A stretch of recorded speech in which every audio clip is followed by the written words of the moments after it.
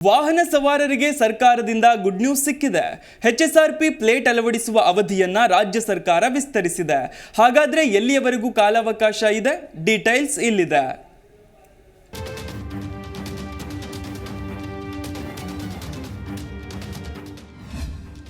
HSRP number plate ಅಳವಡಿಕೆಗೆ ಗಡುವು ವಿಸ್ತರಣೆ.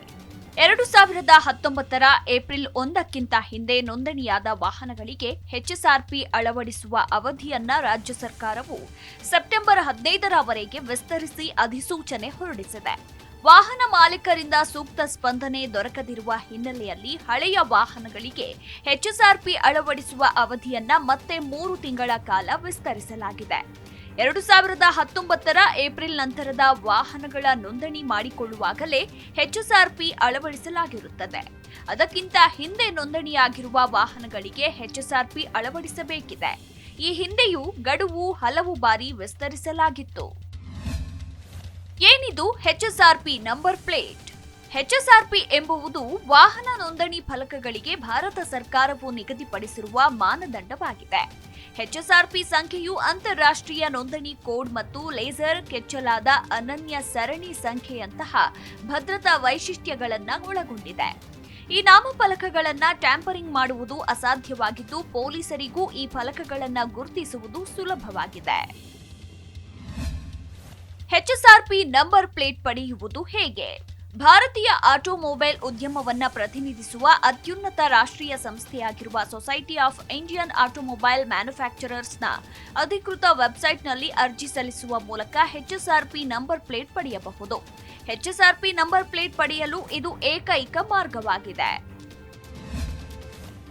HSRP ನಂಬರ್ ಪ್ಲೇಟ್ ಪ್ರಯೋಜನಕಾರಿ. ಹಳೆಯ ಎಲ್ಲಾ ವಾಹನಗಳಿಗೆ HSRP ನಂಬರ್ ಪ್ಲೇಟ್ ಅಳವಡಿಸುವುದನ್ನು ಕಡ್ಡಾಯಗೊಳಿಸಿದ ರಸ್ತೆ ಸಾರಿಗೆ ಮತ್ತು ಹೆದ್ದಾರಿಗಳ ಸಚಿವಾಲಯವು ಈ ನಂಬರ್ ಪ್ಲೇಟ್ಗಳನ್ನು ಸುಲಭವಾಗಿ ತೆಗೆಯುವ ಮೂಲಕ ವಾಹನಗಳ ದುರುಪಯೋಗ ತಡೆಯಬಹುದಾಗಿದೆ. ಅಪರಾಧ ಚಟುವಟಿಕೆಗಳಿಗೆ ವಾಹನಗಳ ಬಳಕೆ, ಒಂದು ವೇಳೆ ಅಪರಾಧ ನಡೆದರೆ, ವಾಹನ ಕಳ್ಳತನ ನಡೆದರೆ ಪತ್ತೆಗೆ ಈ ನಂಬರ್ ಪ್ಲೇಟ್ ಹೆಚ್ಚು ಸಹಾಯಕಾರಿಯಾಗಿದೆ. ಒಂದು ಬಾರಿ ಈ ನಂಬರ್ ಪ್ಲೇಟ್ ಅಳವಡಿಸಿದ ನಂತರ ಮತ್ತೆ ತೆಗೆಯುವುದಿಲ್ಲ. News desk, Zee Kannada news. Zee Kannada news ಈಗ ನಿಮ್ಮ ಮನೆಯಲ್ಲೇ ನೋಡಿ. ಎಲ್ಲ ಕೇಬಲ್ಗಳಲ್ಲಿ ಈಗ ಲಭ್ಯ.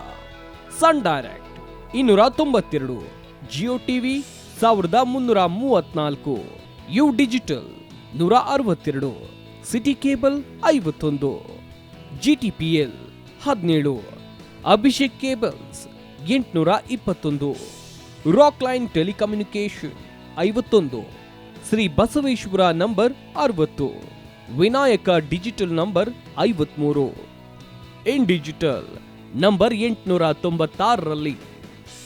ನಿಮ್ಮಿಸ್ತದ ಜಿ ಕನ್ನಡ ನ್ಯೂಸ್ ನೋಡಿ ಆನಂದಿಸಿ.